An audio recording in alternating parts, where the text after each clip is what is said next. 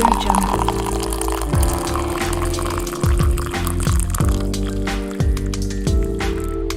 to Coffee Talk. I am your host, Mashuma Saba, M. Saba, and this is our Cultural Variety Podcast. Stay tuned.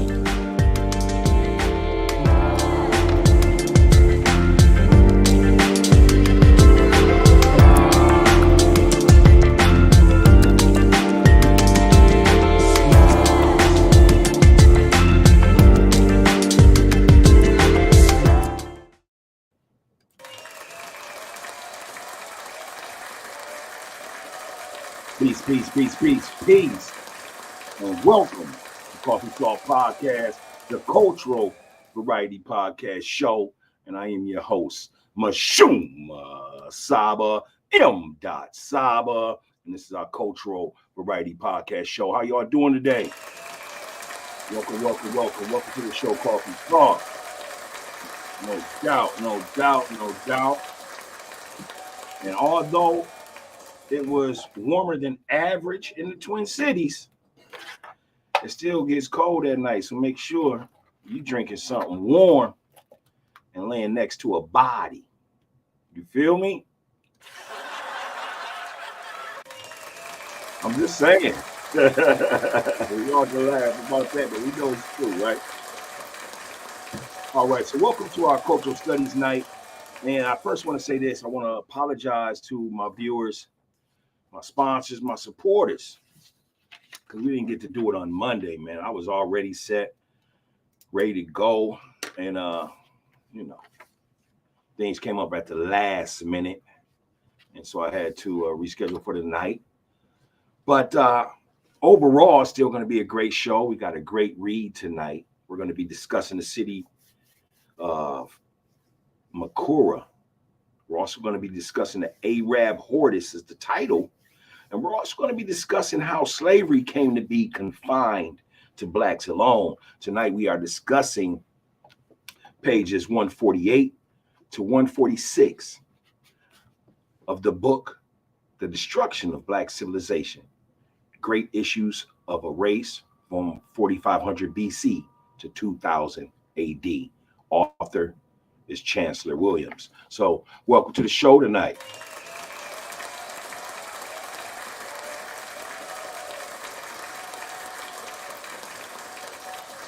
Indeed. I can't front y'all. I'm wearing my baseball cap tonight. I'm trying to cover up, man. I'm not cut up fresh. You know what I mean? My hair is growing back, and I'm undecided if I want to try to let it grow out or cut it again. I fight with myself from time to time. This happens. All right, but listen, if this is your first time tuning into the show, Coffee Talk Podcast, we like to have fun around here. That's why we appear 3 times a week. We like to give our viewers something different 3 times a week. And, sometimes we even have viewers that just deal with, 1 day a week. And that's what makes us so great. So we got a little bit of something for everybody. You know what I mean? So let me just go and run down our weekly schedule, and then we'll jump right into it and we'll talk a little bit further. But on Sunday, Monday nights, that's our alternate nights. Those are our cultural studies night, which we're going to do tonight on Tuesday today. But that's where we go ahead and we give props to our doctors, our lawyers, our scholars, our authors, our poets, our ancestors. That's what we do. We give props to our people, you know what I'm saying? Because we are not like the old news. We the new news, and we are all about uplifting our people. So that's what we do on Cultural Studies Night. On Wednesdays is our sports night, and that's where we don't care about who won or lost. We're not your typical sports show. You know what I mean? But we like to give you the different intricacies that's going on behind the scenes in the world of sports with our people. And then on Friday, Saturday nights, that is our grown folks social hour. I like to say we like to go ahead and play 10-question Q&A. We like to have guests on the show. Even time to time, we might pick up from Monday and follow through on a Saturday and give you some cultural studies at night too. But that is a night where you can come, relax, pour yourself something to drink. I don't mind if it's water, wine, whiskey, a smoothie, a latte, a coffee, a beer. But just make sure you come on in and you kick your feet up and you enjoy yourself while watching the show, Coffee Talk Podcast. Is that how we get down? Right. All right. So if this is your first time tuning into the show, we never start the show without giving you the wise words as well as the flavor. And I said that backwards. The flavor and the wise words. So tonight's flavor is red-seeded grapes. Why? Because of its health benefits. According to web.md, the health benefits of sipping on red-seeded grapes, or I'm sorry, eating red, I'm thinking red wine, y'all. Red-seeded grapes is the resveratrol, which is an antioxidant, the cardiovascular health that it provides, such as helping with diabetes control and weight management. That's why tonight, the flavor tonight is red-seeded grapes. But if you are sipping on something, let us know what you're sipping on or what's your flavor. Just put it in the comments while you're there. Share that Coffee Talk Podcast is on tonight. And also hit the like button. You know how we do, right? All right. Next up is our wise words. Our wise words. Our wise words for tonight comes from a gentleman out of Louisville, Kentucky. He was born on January 17th, 1942. He went to the Essence June 3rd, 2016. He was a professional boxer with a record of 56 wins, 5 losses, and 37 knockouts. Not only was he a heavyweight by nature and would knock you out, but he often moved like a butterfly. Called himself beautiful. He goes by the name of Muhammad Ali. Muhammad Ali's wise words was this, or is this? Muhammad Ali's wise words is, even the greatest was once a beginner. Don't be afraid to take that first step. I'll say it again. For those in the front, the sides, the middle, and the back. Even the greatest was once a beginner. Don't be afraid to take that first step. Those are the words of our very own Muhammad Ali. All right. Let me know that you're in the building. Go ahead and let me know you're here. Leave a comment. Go ahead and hit the like button. Share the video. Let them know Coffee Talk Podcast is on. You can find us on YouTube Live right now, as well as Facebook Live as well. Again, tonight is our Cultural Studies night. We're going to be doing a reading by author Chancellor Williams, The Destruction of Black Civilization. Great Issues of a Race from 4500 BC to 2000 AD. Some of the things that I want you to listen to as we go on this journey tonight is I want you to know about Makura. Go ahead and leave that in the comments when you start to pick up on the word and think about what it's meaning and what we're describing in this book, as well as the Arab HORDES. What did Chancellor Williams mean by that? We're going to definitely dive into that, and how slavery came to be confined to blacks alone. This is Coffee Talk Podcast. I'm your host, M. Saba. Let's begin. Excuse me. You know I got to get right for y'all, right? All right. Black Makuria. Between 700 and 1200 AD, Makuria was more empire than kingdom. It was organized into 13 major states with a sub-king over each and the king of kings overall. The traditional African council was the final authority, no matter how powerful the king might seem to be. The great and colorful parasol of the king of kings had to be wider than those of the divisional kings, and there was larger than any lesser officials. Syracuse was king of kings, In 745, when Omar, the governor of Egypt, stepped up the persecution of Christians in Egypt in what amounted to a Muslim holy war, destroying churches for converting them into mosques and even putting the patriarch in prison. Since the patriarch of Egypt was the head of all Christian churches in Africa, the Africans regarded this latest onslaught against the churches as an insult, as well as a breach of the peace treaty. Now, amongst 100 years old, strangely, the Muslims made Lower Egypt the area of greater church destruction. When the arrogant Omar ignored all protests and pleas, the African king headed an army of 100,000 men and marched on the Arab center of power in Lower Egypt. The governor of Egypt quickly freed the patriarch and promised to leave the Christians and the churches alone. Syracuse accepted these assurances and withdrew his army from Egypt. It was during this period that the extensive body of church literature developed in the African language, and the remarkable pottery industries were expanding. Painting, like writing, was stimulated by the church, just had been the case in temple art. Mining was a principal source of wealth, but agriculture was the basic national activity, and there is evidence of the people's battles with the encroaching deserts. They followed the system of the Mother Empire and overcame certain arid areas by developing the system of terrace farming that was once aggregated by water wheels constructed for high places. They were successful enough to produce a surplus of agricultural commodities for export trade. Cotton had been produced from the ancient times, and cloth making. Other weaving arts were among the oldest crafts.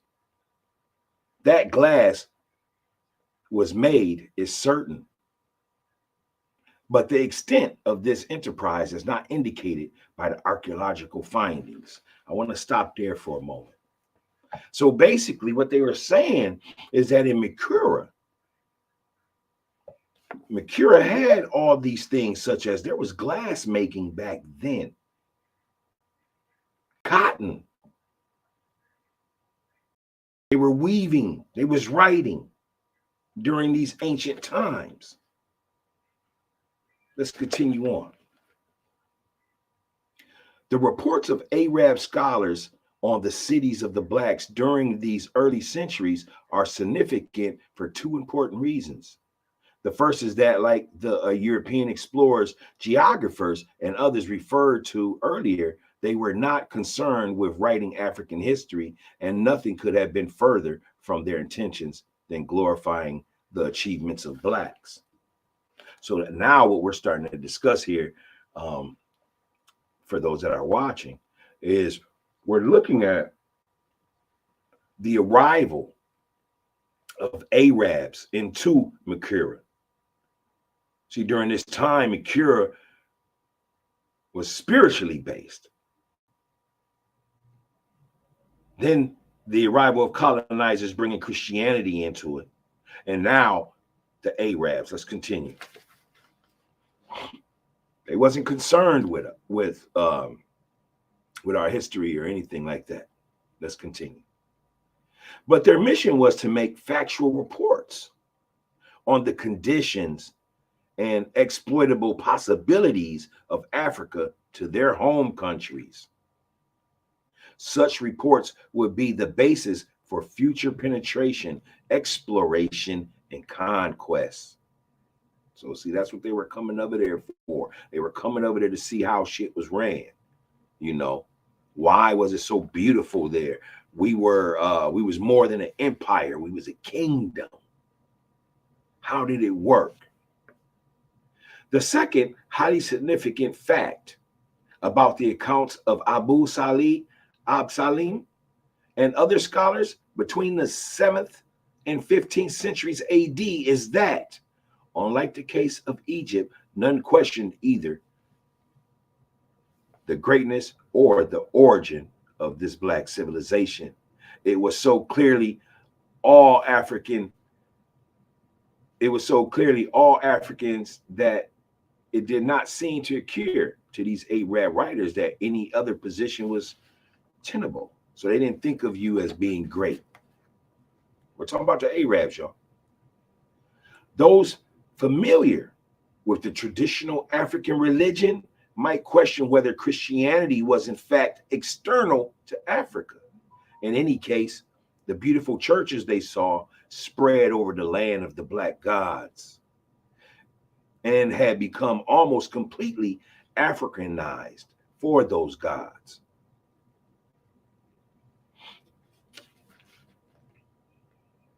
The prosperity the Arab visitors reported, the magnificent stone and brick palaces, the temples, the churches, the cathedrals, the wide avenues lined with palm trees, government buildings, public baths, water supply systems, and beautiful gardens, countless craft industries, huge farms with extensive pastures where camels, horses, oxen, cows, sheep, goats, and pigs could be seen grazing lazily. All this was reported as messages from an unwritten message, such as this black paradise, brothers of Islam come.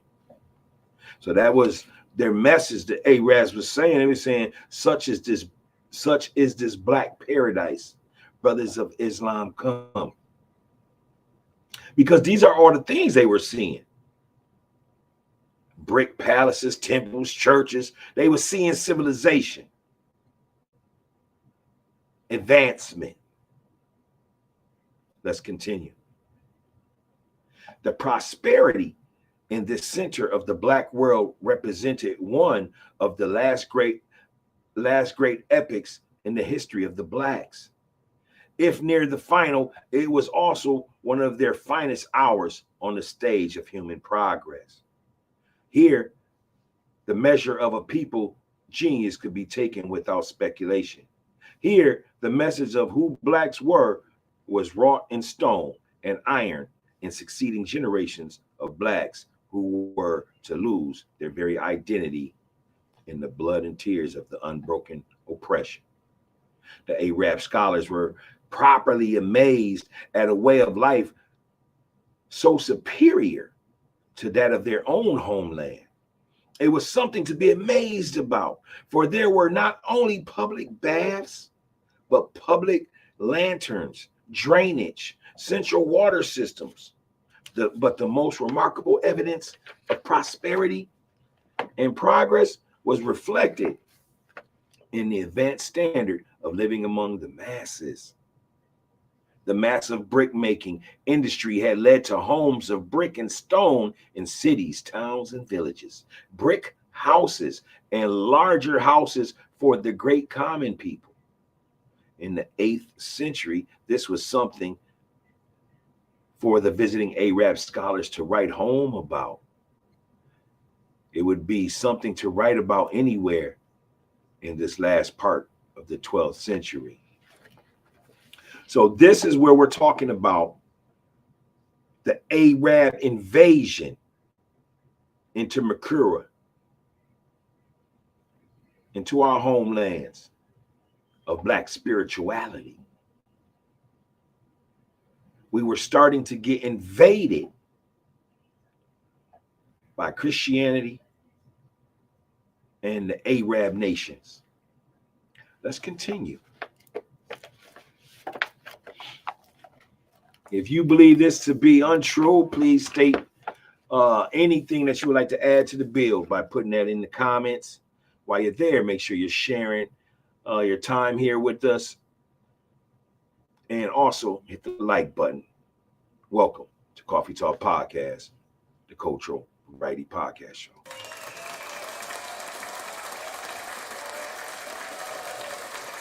So that was the description of Makura. Now we're going to talk about more the Arabs of rival, the HORDES, in terms of Arthur Chancellor Williams' insight. Let's continue. The Arab Hordes. However, they really did not need to report all of this. So well was it already generally known. The treaty barring Arab sentiments in the all-black countries had been ignored almost from the beginning and certainly treated as non-existent after the death of Calidosos. The Arabs came in steady streams year after year, but an inch-by-inch system over widely scattered areas that appeared not to cause a imminent concern. So basically, like, people were coming, you know what I mean? And they were all out in the suburb areas or the farmlands before coming into the city. That's the best breakdown I can give you to bring you understanding or understanding of what they're describing here. Let's continue. But they came in unchecked and alarming waves when the great schemes, I apologize for that word, when the great schisms in Islam led to bloody wars in the Arab world, the character of the refugee movements out of Arabia and other Arab centers of power depended upon what sect had captured the Caliphate. Let that record show, therefore, that all the Arabs that swarmed into Africa across the Red Sea and Indian Ocean were not bent on either conquest or domination. Countless thousands were fleeing there for refuge, fleeing for their very lives. So are we listening? They wasn't coming over there to like take over the black land. But let's be careful. Let's continue to listen. Once settled there, however, they formed the ever-increasing population base for the Muslim leaders whose aim was to establish Islamic rule over the whole black world. They were to follow the Christian strategy for concentrating on the conversation of African kings and leaders in the belief that as the king goes, so goes the nation. A theory that did not work in Africa, except in a superficial way for expediency. However, the black kings were already dropping their African names for Christian names. The first step towards self-effacement, meaning that the first steps to losing your identity, giving up who you are. There it is, people. Let's continue. So as early as the 19th century, 831 AD, King Zechariah armed at great excursions of Arabs. I'm sorry, let me back up, people. So as early as the 9th century, 831 AD, King Zechariah alarmed at the great excursions of Arabs into the Sudan, sent a delegation headed by his nephew there to the throne, to the Khalifa at Baghdad, asking that the treaty of 652 be respected and Arab migrations halted. This meant that a weak black king now held the destiny of the race in his hands, that he was so naive as to suppose that the Khalifa could stop the Arab hordes. Even if he desired to do so, was itself a sign of incompetence. So by that time, the king couldn't even stop it. The highest ranking of the 13 kings under the King of Kings was the eparch of Pharis, Lord of the Mountain. He was the commander of the frontier forces at the Egyptian border, and his special missions was to bar Arab migration and settlements in the land of the blacks. Only the limited number of traders were permitted to pass, and at that time limit for their stay was fixed. The eparch, therefore, had indeed been the most official next to the King of Kings, for he was directly responsible for the security and independence of the nation. Under strong kings and strong eparchs, the mission was carried out, and Arab incursion southward were checked. That was now long ago. The Arabs had been passing the Lord of the Mountain and his garrisons for so many decades that by the 9th century, Arab or Arabic was generally spoken below the first cataract. So how did slavery come to be confined to blacks alone? In the latter part of the 13th century, David, king of Mercuria, seeing no other way to forestall Arab occupation of his country, stepped up his raids in Upper Egypt. The raids were easier to carry out because of the chaos that followed the triumphs of the Mamelukes in Egypt.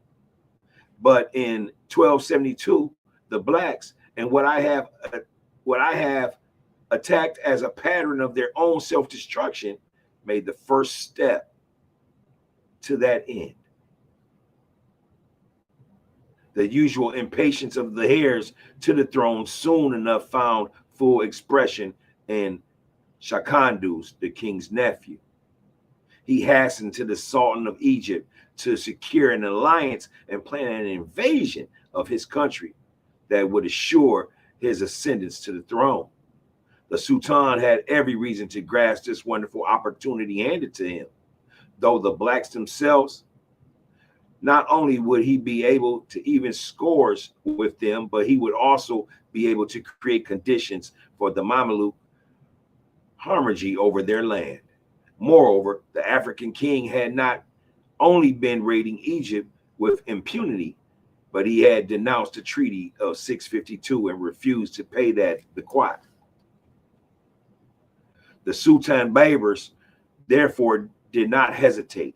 He organized a strong invading expedition with Shakandu at its head and entered the Black Land. The struggle was long and bitter, as the Sultan's strategy in using his black army along with Shakundu's own followers made it appear to be civil war between blacks. In the end, the Sultan won through the black heir to the throne and allowed him to be crowned king as his protege. The dismemberment of the black kingdoms of the Sudan had begun. Now a rival tribute was exacted and almost dubbed without any pretense of being an agreement of mutual exchange. The tribute exacted was harsh, and the blacks were promising nothing.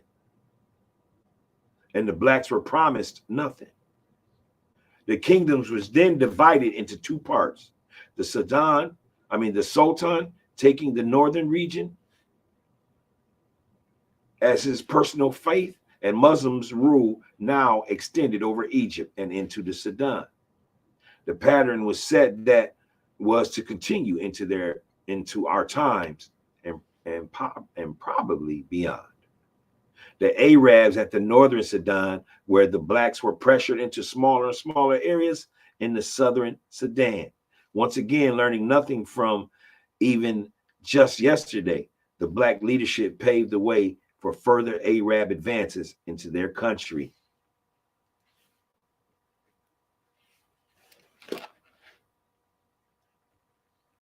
The blacks' leadership struggle for personal power and, above all, their own personal security and welfare precluded their concern for their welfare for the future of their people.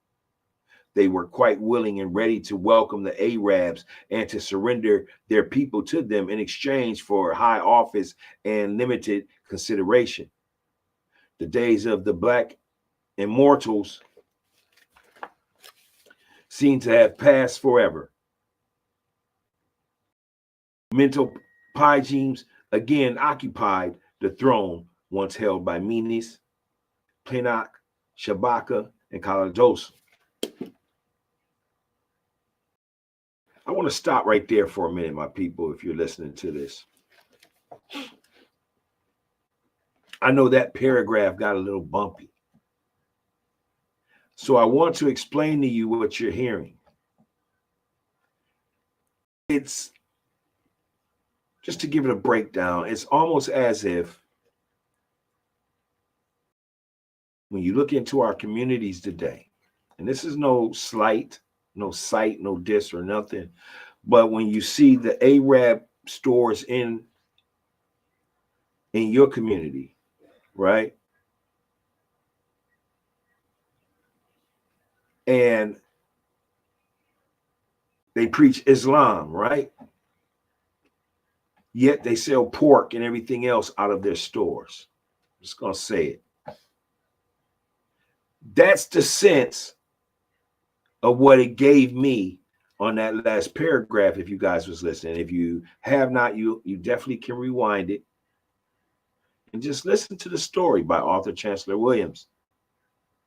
This is what we're discussing tonight. Again, at the beginning of the show tonight, I wanted you to pay attention to Mercuria, what that was. It was bigger than an empire, it was a kingdom. Then the Arab Hordes, which was how they started to come in hordes and hordes into Mercuria. And then how slavery came to be confined to blacks alone. That's what we're discussing here. If you're just now tuning in, greetings to you. What's up? Salam, peace. Let us know you're here. We welcome you here at Coffee Talk Podcast. And thank you for coming. Let's continue with our story.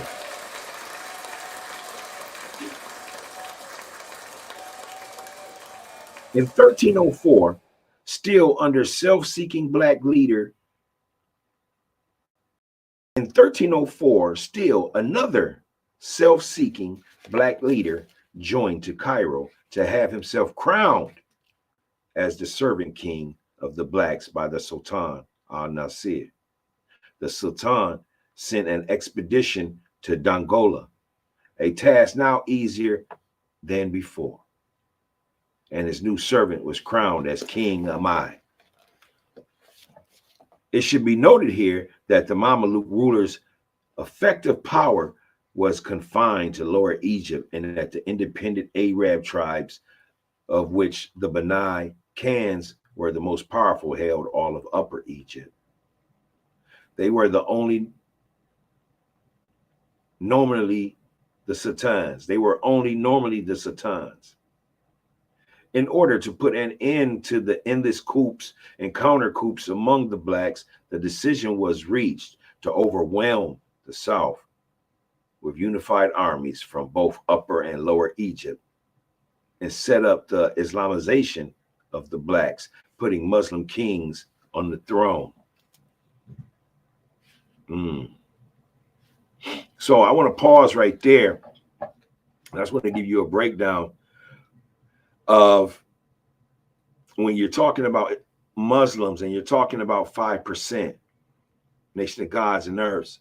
This is where the gods will say, and you will hear this from time to time, depending on who you're talking to, but the majority of them will say they're not Muslims because they know of this fact. See, we don't believe in a ghost god. We believe that we are the original man. Same as in Mercuria. Mercuria being black spirituality, not religious, but a way of life. So as we read on how the Arabs is coming into the country, you're listening here as to what's going on when we discuss Upper Egypt and Lower Egypt. Pay attention. Let's continue. And thank you for tuning in tonight. In 1316 AD, the objectives were realized when Dongola was given. Let me start over.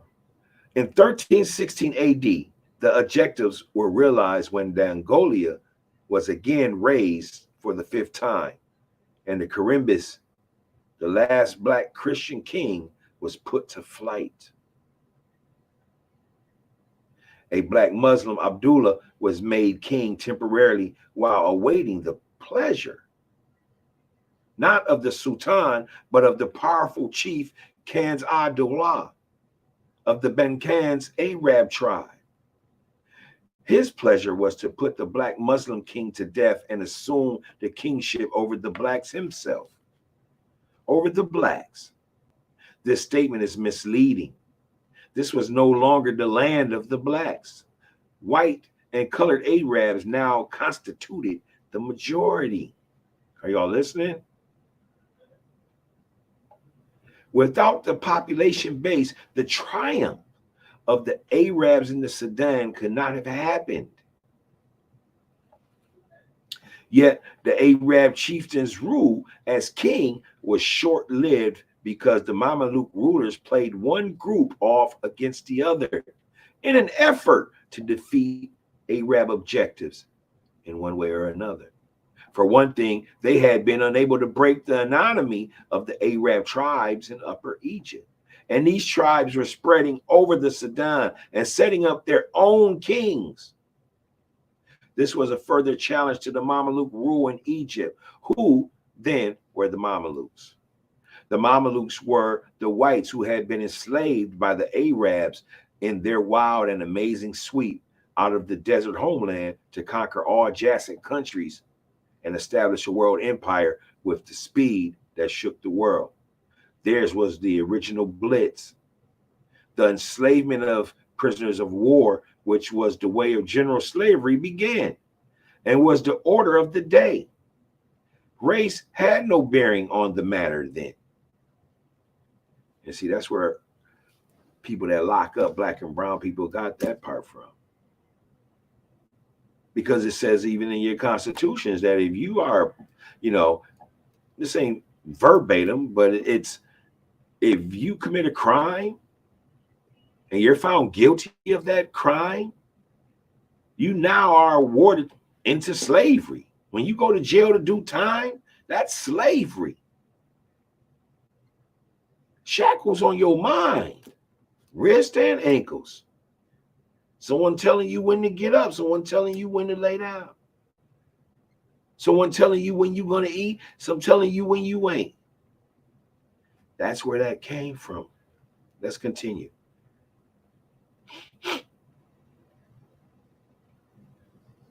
Whites, blacks, browns, or yellows were all made slaves if captured. The Arabs also made a practice of creating strong slave armies. The white slave armies were the Mamelukes. These, when stationed in Egypt, revolted, overthrew the government, and established their own line of ruling sultans.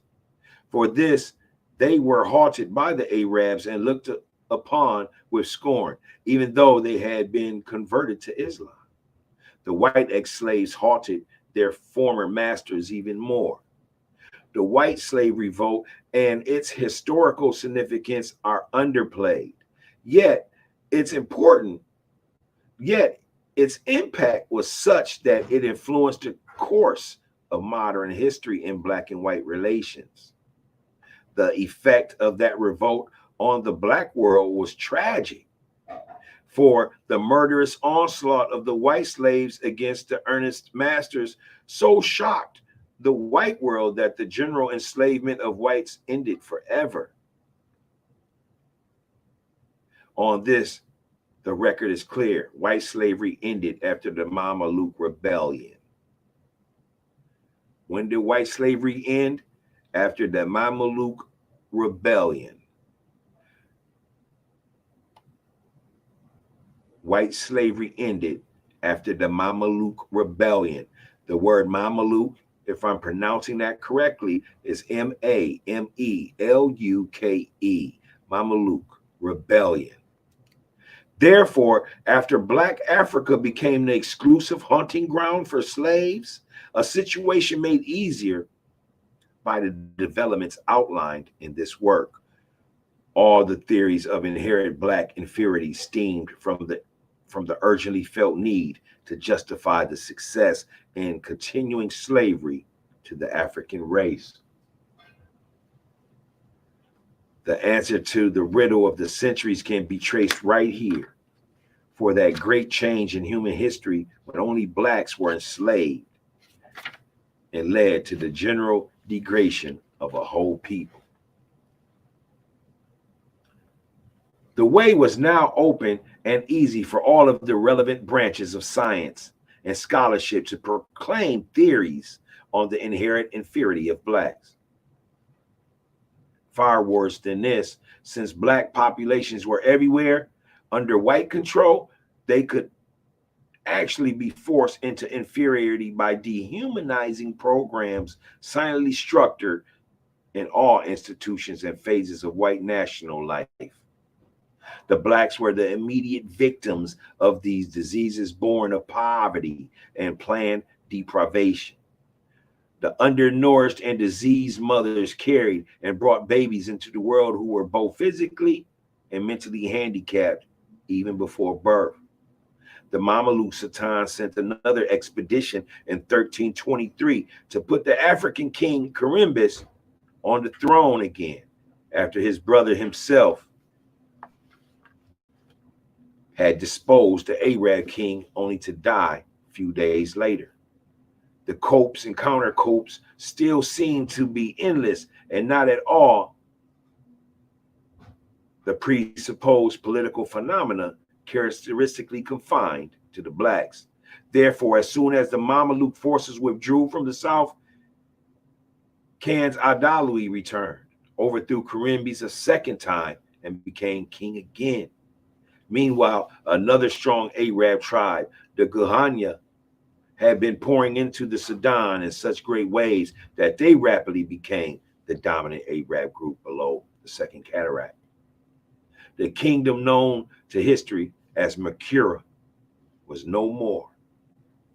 It was the kingdom that, together with its more southern neighbor, battled to maintain and expand the glorious civilization of the motherland for another 1,000 years after the fall of the imperial city of Monroe.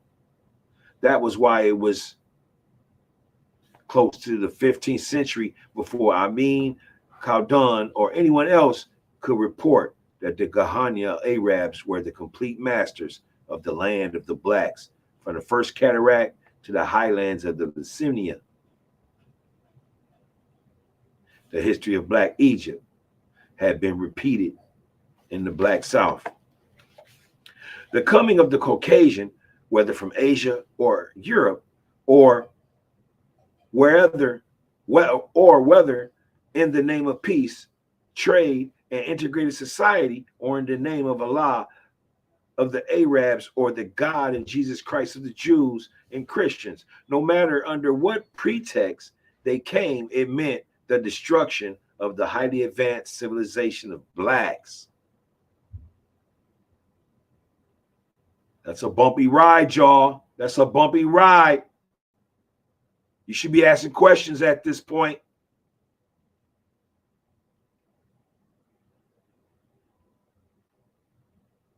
Should I back up? I'm going to back up. The history of Black Egypt had been repeated in the Black South. The coming of the Caucasians, whether from Asia or Europe, or whether in the name of peace, trade, and integrated society, or in the name of Allah, of the Arabs, or the God and Jesus Christ of the Jews and Christians, no matter under what pretext they came, it meant the destruction of the highly advanced civilization of blacks and their total degradation as a people, and the same ethnic phenomenon that accelerated the process of racial disintegration in Egypt and also operated in the Sudan. This was, simply stated, the widespread sexual activities on part of the Arab men and black slave girls, the outcome of which was a new breed of Afro-Arabs, the same sexual process that produced Egyptians as a nationality group under Asian nor African. In the Sudan, Arabization or Islamization had another outcome. Not only did the Afro-Arabs consider themselves Arabs and bitterly resented being called Sandanese, which means black, but thousands of the jet black unmixed Africans insisted on being classified or classed as Arabs. They still do. This fact was settled beyond question during my field studies in the Sudan in 1964. This fact also confuses and frustrates the black world, both in and outside of Africa, for who now are our African brothers. So when I was talking about how some of my brothers in the 5% Nation, some of us will say we're not Muslim. Okay. But Elijah Muhammad said you're born Muslim where you want to be or not. Just meaning that, you know,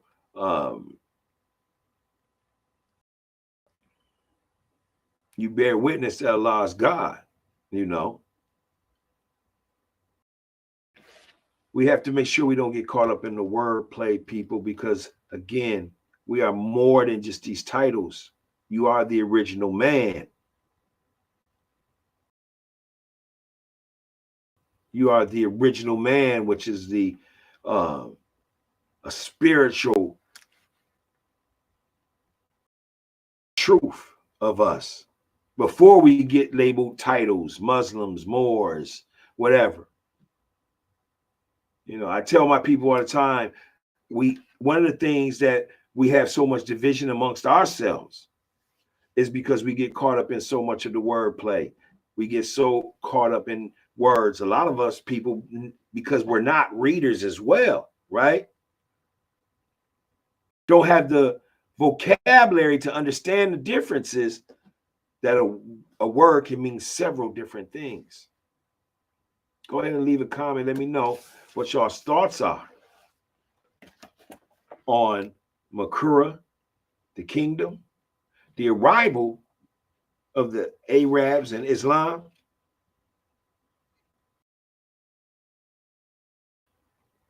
Christianity,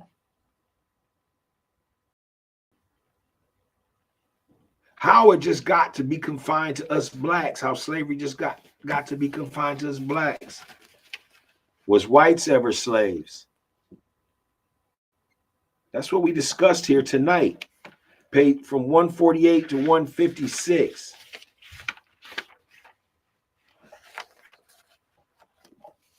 If you have this book, you might not be able to see it on the show. The Destruction of Black Civilization. Great Issues of a Race. From 4500 BC to 2000 AD by Chancellor Williams. I suggest you grab that and add that to your library so you can open up great dialogue amongst your children, your friends, your fathers, your aunties, your uncles, so you can properly continue to build our nation back up and to bring forth understanding of who we are. We are the original people, the black man and the black woman, before we are any other titles. Before we are any other titles.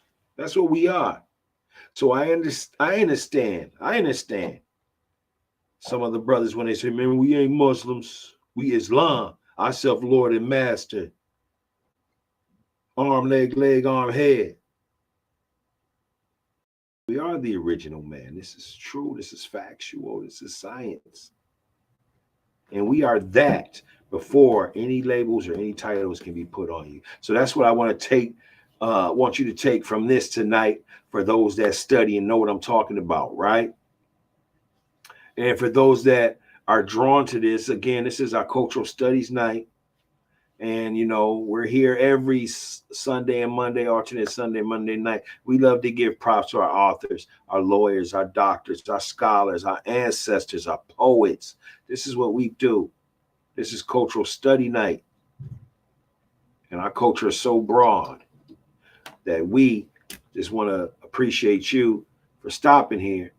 And we are going to deliver what we can so that you can start to have affirmation of self, so you can start to feel good of yourself, so you can start to rebuild your self-esteem. This is what the podcast is about. This is why we are the #1 podcast. We are the new news media. We're not the old. Find your day you want to rock with us. Sunday, Monday, alternate nights. Wednesday night, sports.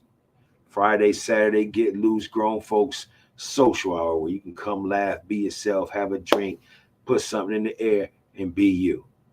We have something for everybody. This is Coffee Talk Podcast. And may you have enjoyed our cultural studies tonight. Let me know what you think. Leave it in the comments. Make sure you share. Make sure you hit like, and make sure you subscribe. And make sure you show love to a black man reading. We're making it cool again. Coffee Talk Podcast. Peace.